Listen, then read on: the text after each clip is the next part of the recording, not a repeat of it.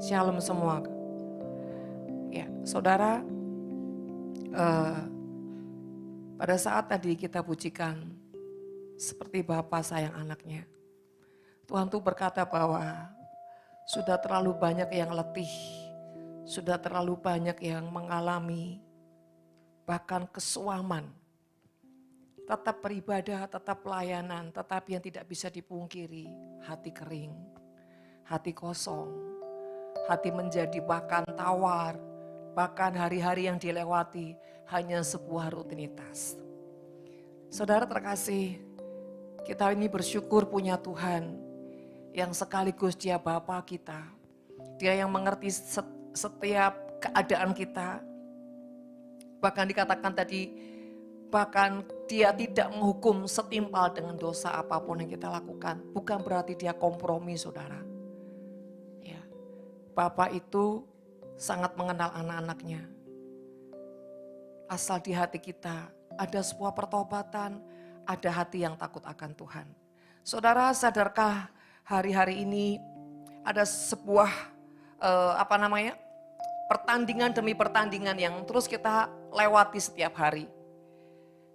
Tapi satu hal yang Tuhan mau, setiap orang-orang yang Tuhan izinkan masuki babak-babak pertandingan adalah orang-orang yang dipersiapkan Tuhan untuk sesuatu yang besar. Saudara, kita akan baca di dalam Yosua pasal yang pertama.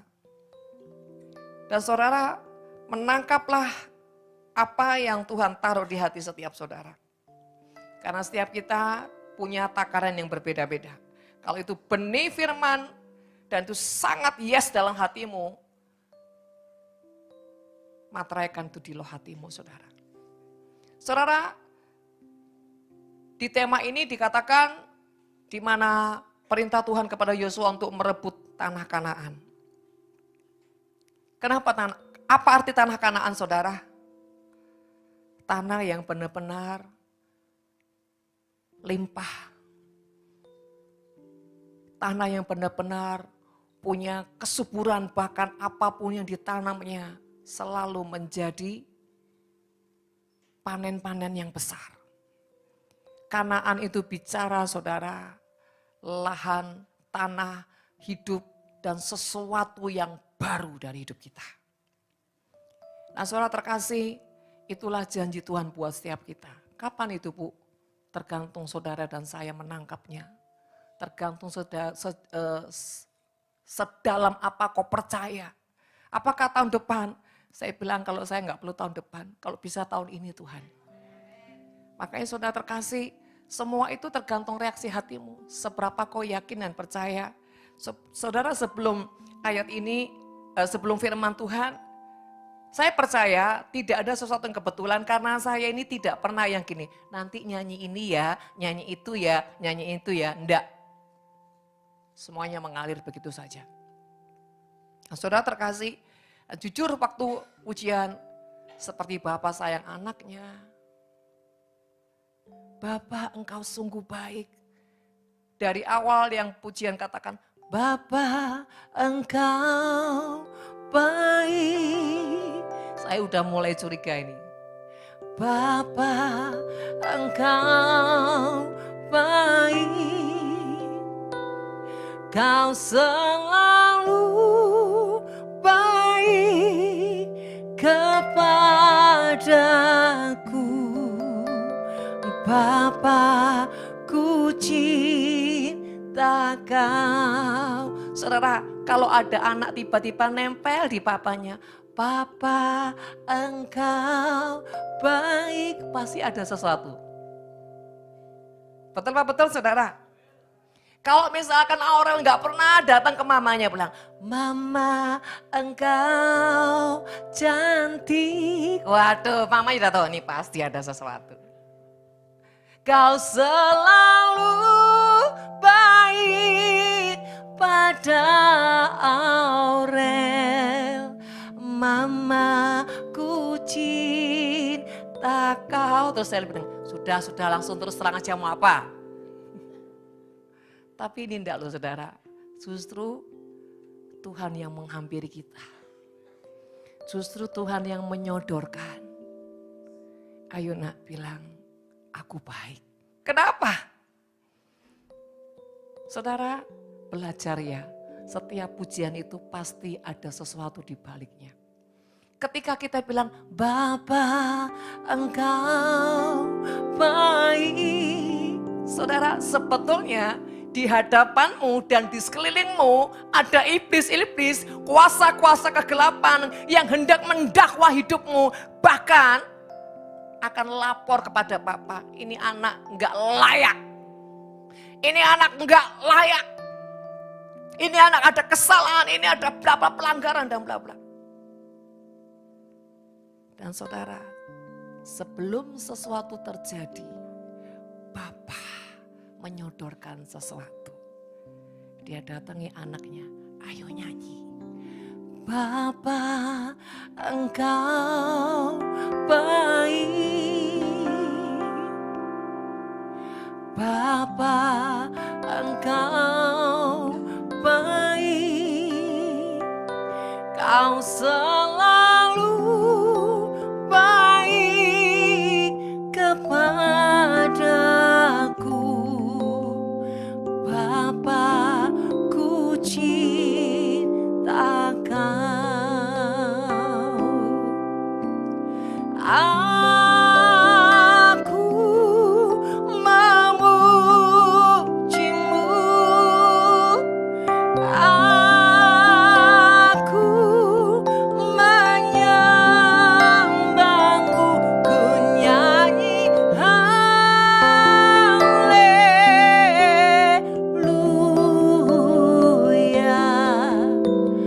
Bapa ku cinta kau. Ketika anak ini mulai merayu-rayu bapaknya. Bapak mana saudara? Di dalam geramnya. Tiba-tiba kalau anak sudah mulai merendahkan diri. Merayu bapaknya. Sekalipun mungkin rotan sudah di tangan saudara. Saya percaya. Dia tidak berdaya dan akhirnya terlepaslah rotan-rotan itu. Yang harusnya dia hukum anaknya, bandel, gak nurut, gak setia, apalah, bikin kesalahan, bikin bapaknya capek, kesel. Tapi ketika dia datang seperti itu, saudara, dan Tuhan mulai melirik iblis. Ketika anaknya bilang gini, aku memujimu,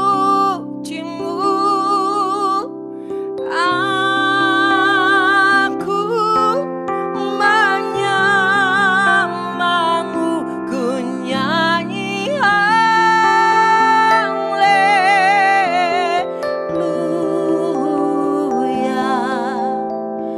Bapa ku cinta kau. Maknanya adalah anak ini berjanji bertobat. Sehingga apapun dakwaan yang iblis taruh, sodorkan di hadapan Bapa, itu seketika tidak berlaku. Jadi mengerti ya maknanya ya. Saudara terkasih, ini ibarat setiap kita datang, iblis sudah punya rangkaian, sudah punya mungkin berlembar-lembar untuk mendakwa setiap anak-anaknya. Bahkan membuat kita nggak bisa konsentrasi dengan Tuhan. Karena banyak intimidasi, karena banyak tekanan, karena banyak apapun yang membuat kita nggak bisa konsentrasi ke Tuhan. Dan ujungnya, ya, ketika setiap kita tidak bisa konsentrasi datang ke Tuhan dan tidak bisa menikmati hadirat Tuhan, disitulah iblis mulai berperan untuk apa? Membawa semua dakwaan itu di hadapan Tuhan. Dan iblis berharap dia akan marah. Sekali lagi, Bapa yang baik, sebelum segala sesuatu terjadi, dia sudah tahu terlebih dahulu. Makanya saudara, ketika kau menangkap, kok tiba-tiba harus nyanyi seperti ini ya? Dan ditambah apa? Seperti Bapa sayang anaknya. Artinya apa? Kalau seorang anak itu bertobat, bapaknya nggak tahan, saudara. Dia nggak akan tahan. Dia nggak akan lagi ngomong, kamu kesalahannya A, B, C, D, F. Enggak. Bahkan dia tidak akan bicara tentang hukuman demi hukuman. Saudara ingat anak bungsu? Dia baru di kejauhan, saudara. Dia belum sampai datang ke bapaknya. Baru di kejauhan.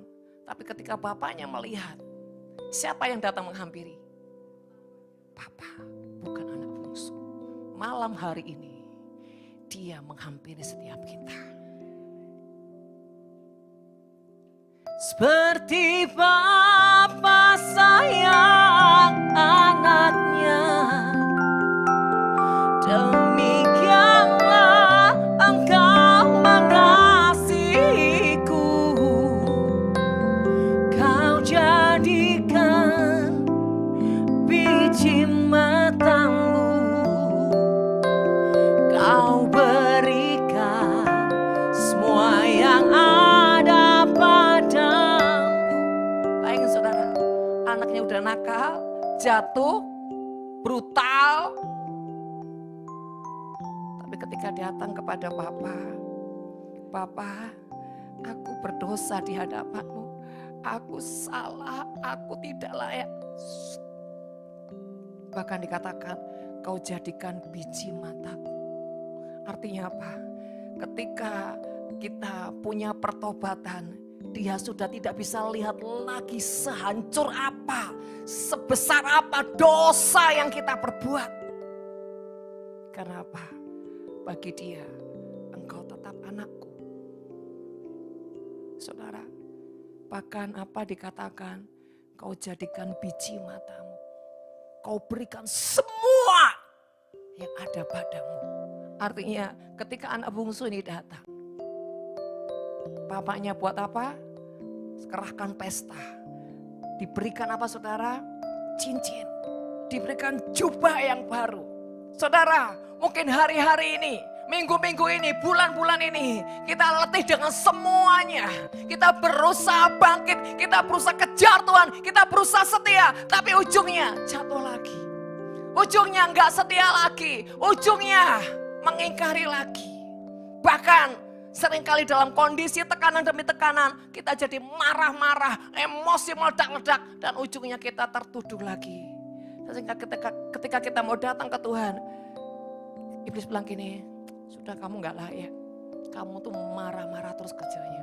Kamu tuh ngomelan, kamu tuh gak setia, dan bla bla bla bla. Saudara terkasih, dia jauh lebih tahu keadaan kita. Dan untuk apa dia punya action seperti itu? Supaya iblis tidak bisa menggugat hidupmu dan kau tetap ada dalam perjanjiannya. Saudara, kenapa setiap anak yang lahir itu harus ada aktenya? Kenapa saudara? Kenapa? Itu legalitas. Perjanjian yang Tuhan buat dalam kehidupan kita itu legalitas. God's covenant, perjanjian Tuhan atas setiap kita. Bukan kita yang janji sama Tuhan, Dia yang janji sama kita. Jadi kenapa Tuhan janji sama kita?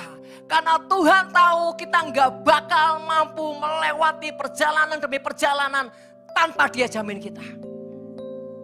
Jadi kalau dalam perjalananmu kau jatuh bangun, bahkan kau terpuruk, ingat Dia yang berjanji buat kita, bukan kita yang janji sama Dia. Jadi artinya bukan berarti di sini kita bisa kompromi, tidak. Apapun kelemahanmu, kejatuhanmu, bahkan keterpurukanmu, asal kau pulih, asal kau mau bangkit dan mau benar-benar bertobat dan kembali kepada Tuhan, Tuhan akan menghapuskan semuanya itu. Jadi artinya gini, pegang perjanjian Tuhan hari-hari ini. Apapun iblis sedang serang, intimidasi, tekanan demi tekanan, bahkan keadaan apapun yang sepertinya Tuhan kok gak dengar doaku, sepertinya aku dibiarin dalam lembah kekeringan, kekelaman, bahkan padang gurun. Mana Tuhan? Setiap kali engkau sudah tidak tahu apa yang harus kau perbuat, cuma satu bagianmu, pegang janji firman Tuhan. Saudara terkasih, Tuhan mau kita masuki tanah Kanaan, yaitu satu kehidupan yang baru, kehidupan yang benar-benar punya kemenangan, punya apa? Kelimpahan, punya apa? Promosi-promosi yang besar. Mari kita baca ayat yang ke-3. Yosua 1 ayat 3. Setiap tempat yang akan diinjak oleh telapak kakimu, kuberikan kepadamu seperti yang telah kujanjikan kepada Musa. Setiap tempat yang akan diinjak oleh telapak kakimu, kuberikan.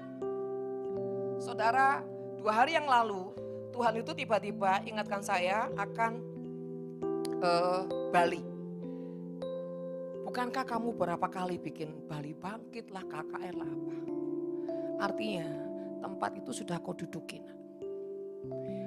Berarti itu ambil jatah bagianmu. 1 kali kamu punya hak untuk ya tempat itu, pulau itu. Nah, saudara terkasih, dan dengan Indonesia menyembah artinya setiap jejak kaki kita ini punya hak.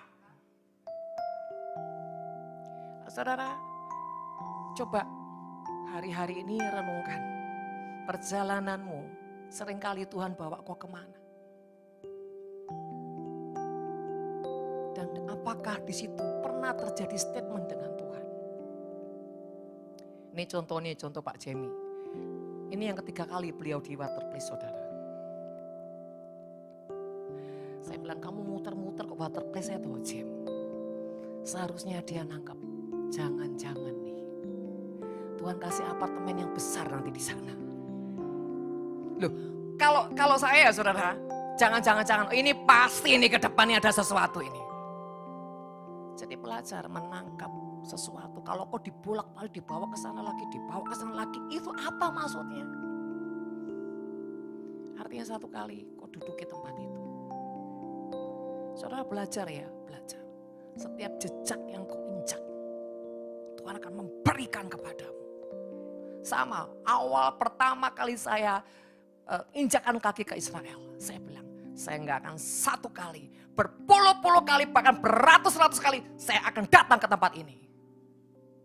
Nah, saudara terkasih, apa yang kau imani, itu akan terjadi.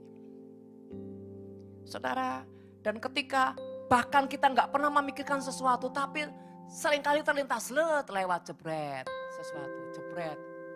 Kalau itu seringkali kau lihat, kau dapat, berarti tangkap yes. Aku sepakat denganmu Tuhan, aku akan dapati itu. Aku akan dapati itu.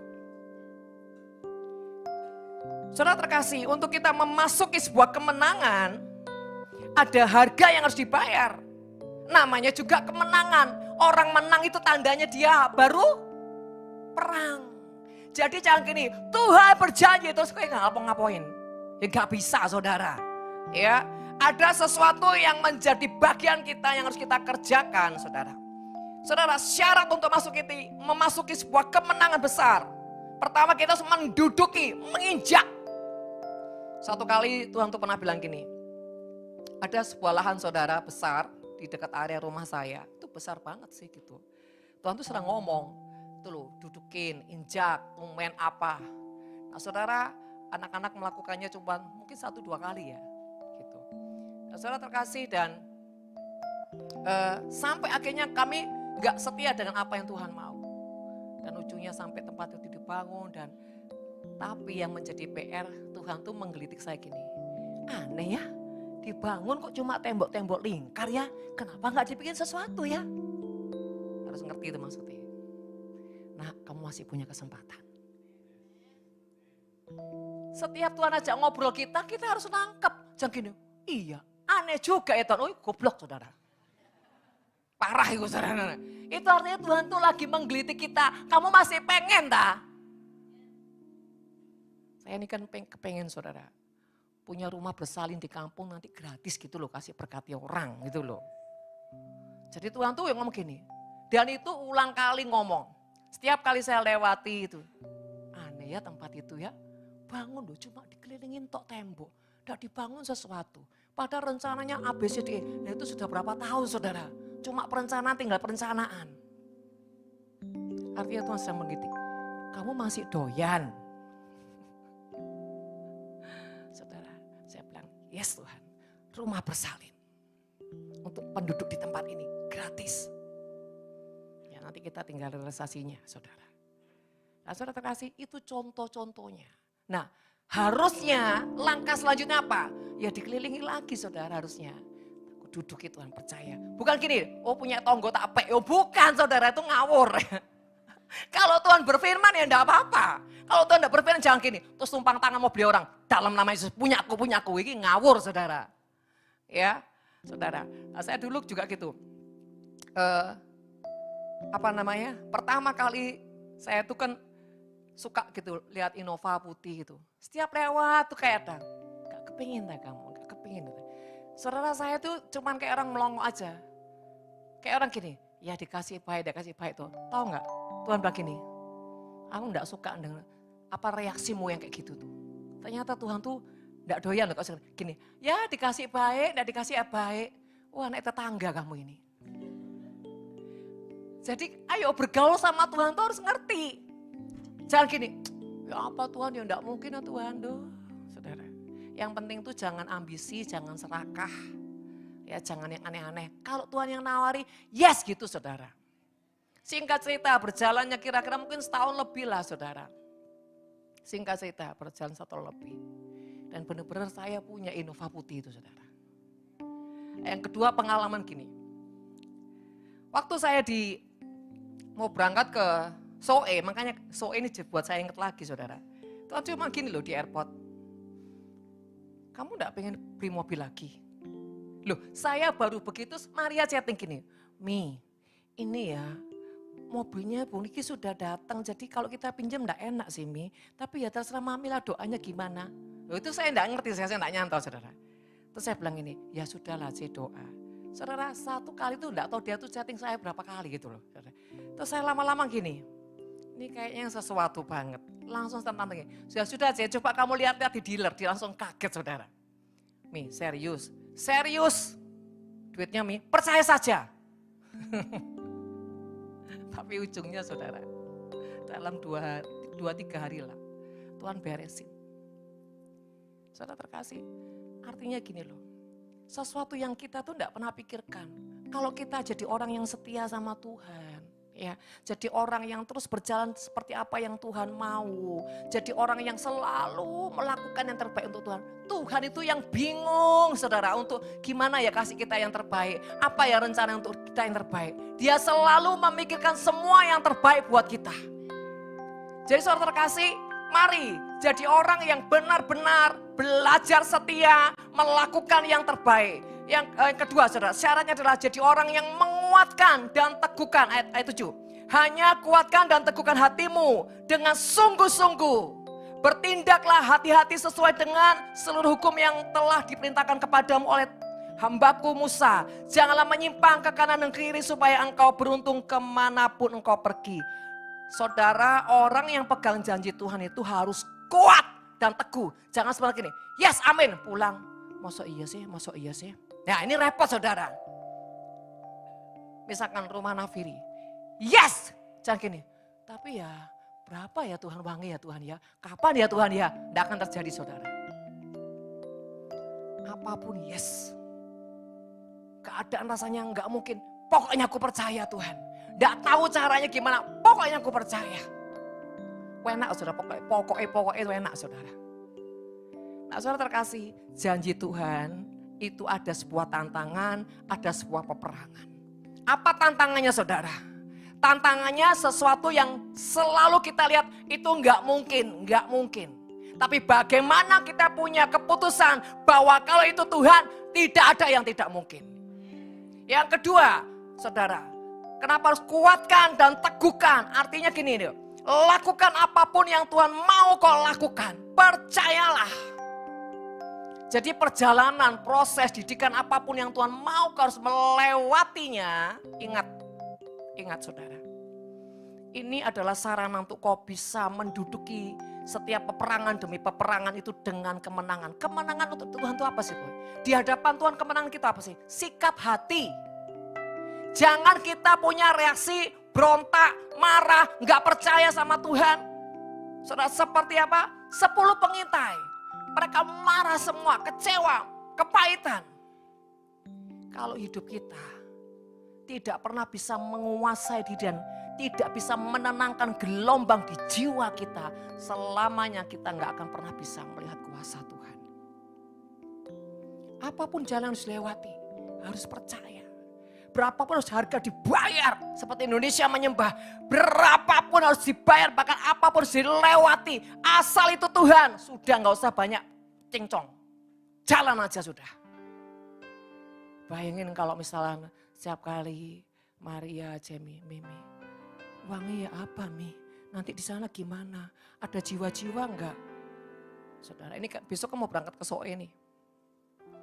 Jiwa-jiwanya pasti tak Mami, 5.000, 6.000 tak, pasti tak. Coba kalau itu ya saudara, ada terus pater yang greweli kayak gitu, iso tak buang saudara. Greweli ya. Demikian juga kita sama Tuhan. Tuhan, sungguhan dah. Tapi lo sampai gini gimana Tuhan? Nanti gini, wah ya. Tuhan tidak pernah bisa mempercayakan sesuatu kepada orang yang hatinya tidak dewasa. Tidak sepakat, nggak bisa. Dan saudara terkasih, namanya juga peperangan. Di dalam peperangan itu tiba-tiba saudara, ya di area peperangan ada sesuatu yang tiba-tiba tanpa kita pikirkan, tanpa kita duga terjadi sesuatu. Apakah kita jadi orang yang punya reaksi sama Tuhan? Aku tetap percaya kok Tuhan. Ataukah kita kecewa? Situasi di dalam kita melakukan perjalanan untuk menggenapi janji Tuhan, seringkali kita diperhadapkan dengan hal-hal yang membuat kita ini kayaknya orang Jawa bilang cegek. Duh kok gini sih Tuhan? Kan janjinya nggak gini toh Tuhan. Nah itu balita saudara. Kalau orang dewasa apapun, aku tetap percaya Tuhan. Saudara terkasih, saya ini hari-hari ini lagi berurusan dengan pejabat-pejabat saudara, petinggi di Bali untuk KKR Bahtera ini saudara. Setiap hari, waduh perangin saudara, yang ruwet, yang ini. Sudah iya nanti ruwet lagi saudara. Terus chatting sudah dibaca, enggak dibales. Nanti 2 hari baru, gimana maksudnya ibu? Sudah 2 hari, gimana maksudnya ibu? Waduh jaga hati saudara. Jadi saudara terkasih, saya gak gini, Tuhan ini apa sih betul Tuhan? Ini apa sih Tuhan? Saya bilang ini, sudah ya buka profilnya, lihat wajahnya, terus tumpangin tangan, terus yojo rewel, ayo kasih jalan, ayo pokok gitu saudara. Kesel saya, ayo kowe juga cincong, kasih jalan ya, harus takut akan Tuhan, goncang-goncangan hatinya Tuhan. Nah, puji Tuhan saudara, tadi selesai saudara. Jadi fotonya tuh suruh doain terus. Satu juga ini ketua ini ya jangan ada penundaan, orangnya lagi di Australia saudara. Ayo doain terus, Tuhan taruh hati akan Tuhan. Kowe enggak boleh menunda ya, enggak boleh bantah sama Tuhan ya. Jadi seperti roh itu diajak bicara. Saudara terkasih, kalau saya secara manusia gini, udahlah itu bukan urusanku. Udah aku kan diminta tolong ya, tak bantu sebisanya, enggak bisa ya sudah. Tapi saya enggak loh saudara. Yang sana udah, gimana Bu, gimana? Sudah tenang dulu ya. Pasti bisa, pasti beres. Ayo sepakat. Loh sana yang punya acara, saya yang jihad saudara, coba. Kenapa? Saya cuma lihat satu hal. Saya dipercaya. Saya dimintain tolong. Saya akan lakukan yang terbaik. Saudara terkasih, kalau saya cuma berpikir itu bukan acara saya lempar. Udah gak bisa, selesai. Di mata Tuhan, saya ini hamba yang jahat. Ya karena bukan urusanmu, karena makanya kamu sekedar melakukan. Saudara, saya belajar apapun yang dipercayakan saya, apapun yang Tuhan percayakan, saya akan selalu belajar yang terbaik. Jadi saudara kasih, yang kedua adalah harus jadi orang yang kuat, teguh, bahkan jangan jadi orang yang sembrono. Artinya gini, wah jalan buntu, ya wes lah, tabrak ya Tuhan. Jangan. Menantikan Tuhan, saya ini 3 hari nunggu orang tersebut saudara. yang selalu udah gelisah terus, Bu gimana? Sudah ya, tenang. Oke, sepakat? Saudara, 3 hari nunggu. Saudara, tapi saya terus berusaha, terus doa, perangin, dan bahasa roh, dan bla bla. Dan saudara terkasih, kalau kita ini saudara, diizinkan Tuhan melewati hal-hal yang rasanya, duh cek susah ya Tuhan, jalan buntu, rasanya nggak mungkin. Sebetulnya Tuhan itu tujuannya cuma satu, latih kita punya otot iman ini loh, sampai terlatih jadi kuat, jadi perkasa, jadi luar biasa. Untuk apa? Nggak mungkin tuh, sesuatu sing ceketer teri, nggak mungkin saudara. Sesuatu yang besar, nggak mungkin kalau kita ini latih otot jadi besar, diraih. Buat apa? Ngangkat teri 1 kiloan. Ya enggak mungkin saudara. Setiap hidupmu kalau diperhadapkan dengan sesuatu yang susah, yang enggak mungkin, bahkan jalan-jalan buntu. Sebetulnya bukan Tuhan enggak dengar doamu, bukan Tuhan enggak peduli engkau. Tuhan sedang melatih engkau, terus punya otot kekuatan iman. Aku percaya. Seperti ada suatu ilustrasi. Orang yang di gua, mau geser batu kan enggak bisa. Wah tiap hari dia latihan, batunya enggak bergeser, tapi ototnya tiba-tiba jadi besar, jadi kuat. Masalahmu kelihatannya enggak bergeser, tapi yang di jiwa, di rohmu, di imanmu udah beda. Saudara terkasih, makanya dikatakan jadilah kuat. Dan bertindak hati-hati itu artinya jangan pakai kekuatanmu. Andalkan Tuhan, tuntunan Tuhan. Sekalipun, tuntunan Tuhan kok gini Tuhan. Jangan ngomel.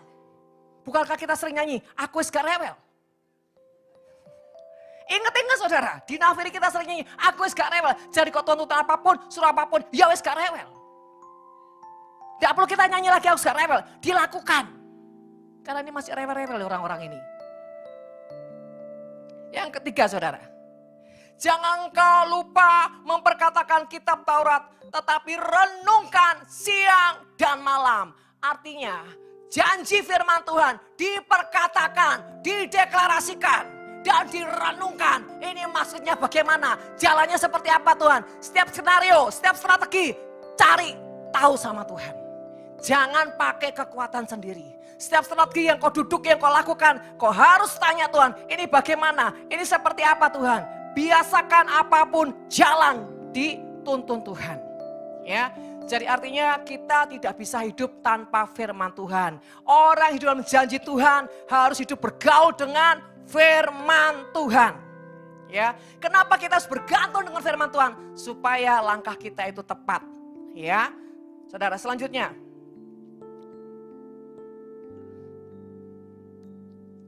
Ayat yang ke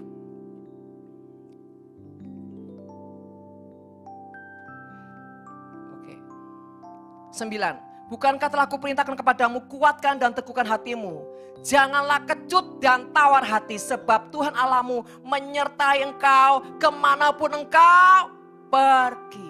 Dia Immanuel, apapun keadaannya, dia selalu menyertaimu. Bahkan ketika kau ngambek, ngadat, bahkan gak tuan-tuanan, dia tetap parkir di dalam hidupmu saudara. Artinya apa? Itulah gunanya Tuhan yang berjanji sama kita.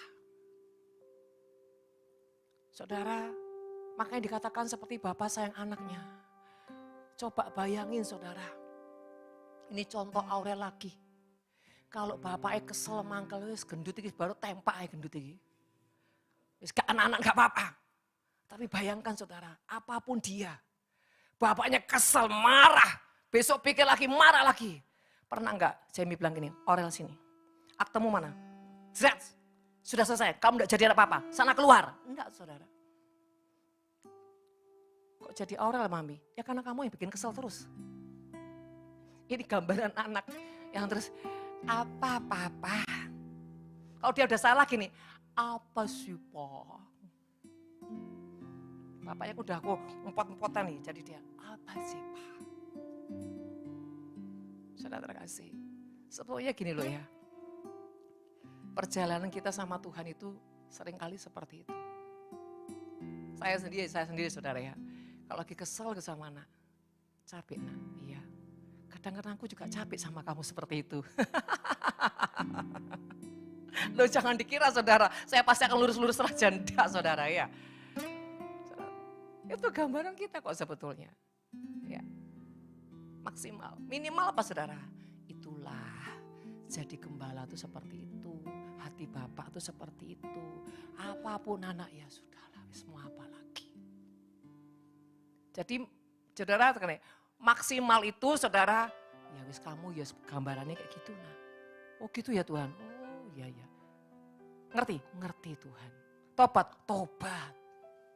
Yang kedua apa? Ya gitulah.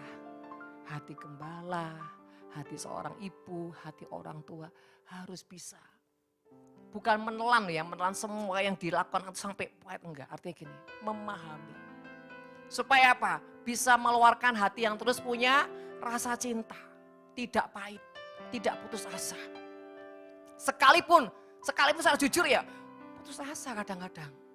Tapi sekali lagi, kasih Tuhan, roh Tuhan itu membuat kita tuh putus asa cuma selewat gitu aja. Tapi bangkit lagi. Nah, saudara terkasih, hari ini Tuhan mau meneguhkan buat setiap saudara di sini. Mari kebaskan semua apapun yang iblis katakan. Intimidasi, tekanan apapun dan kau merasa Tuhan ini masih berlaku tahap perjanjianmu. Tuhan bilang masih nak. Apapun keberadaanmu masih. Sejauh engkau tetap ada dalam koridorku. Sejauh engkau mau bertobat dan sejauh engkau mau bangkit dan terus membenahi demi membenahi. Aku akan ada selalu bersamamu. Dan menjamin kamu sampai di finish strong. Amin saudara terkasih. Jadi mari jadi orang yang kuat, tegar, teguh, pegang firman Tuhan, deklarasikan firman Tuhan, renungkan firman Tuhan siang dan malam. Bahkan jadi orang mengandalkan Tuhan supaya apa? Engkau bertindak hati-hati. Jangan engkau jadi kecut dan tawar hati.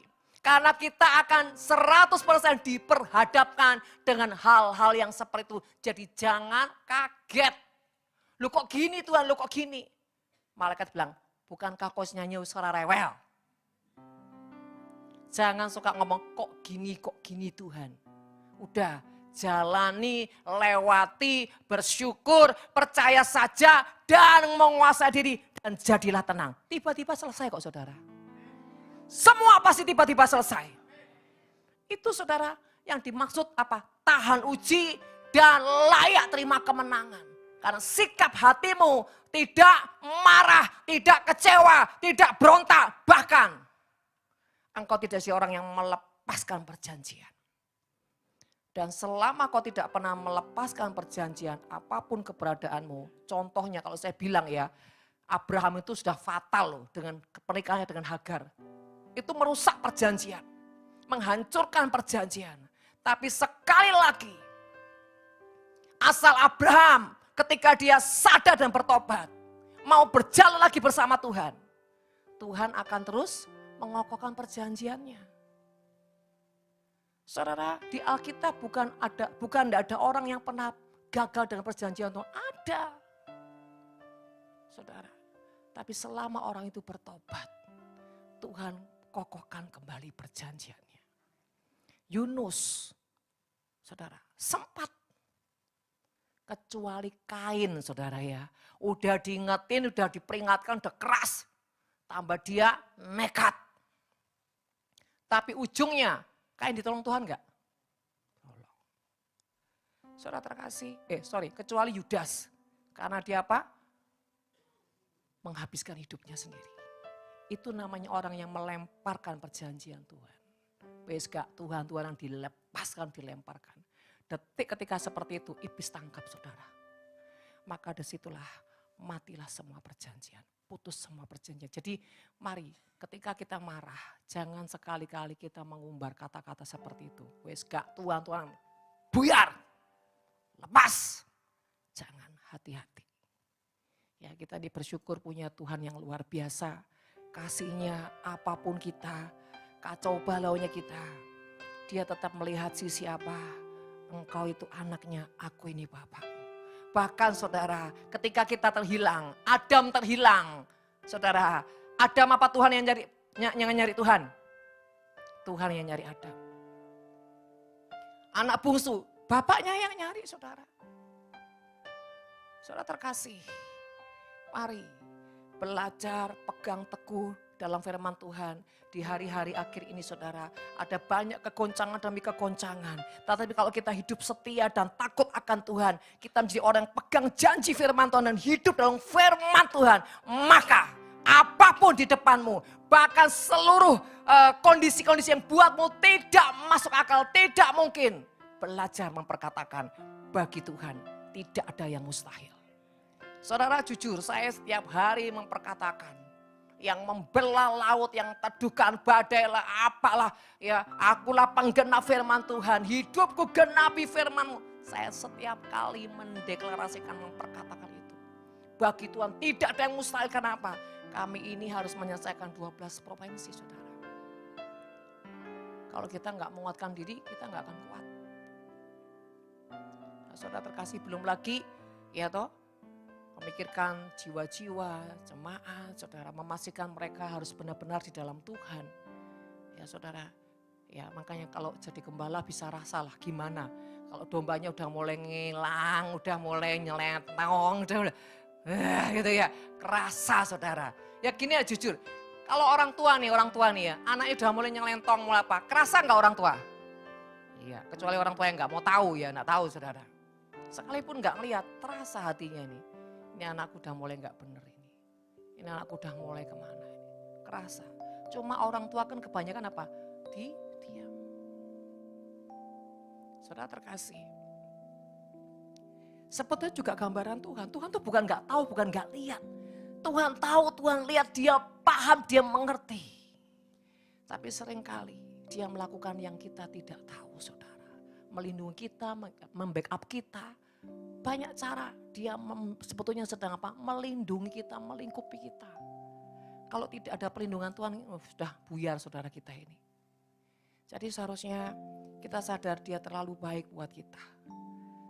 Sebab itu kita bersyukur saudara dengan kasih-Nya. Dan mari saudara jangan menjadi orang yang melepaskan perjanjian. Apapun itu tetap pegang perjanjian dan terus berlari dengan sangat kuat. Jangan pusingin orang lain, maksudnya jangan pusingin itu gini, orang ini kok jahat. Jangan pusingi dosa kejahatan orang lain. Yang penting bagaimana selama hidupmu, kau bisa lakukan apa, kau sudah kasih apa, itu aja kalau saya. Dengan begitu kau nggak capek mikirin apa, dosa orang lain. Ya, mari saudara, sebelum kita masuk dalam penyembahan, siapkan hatimu.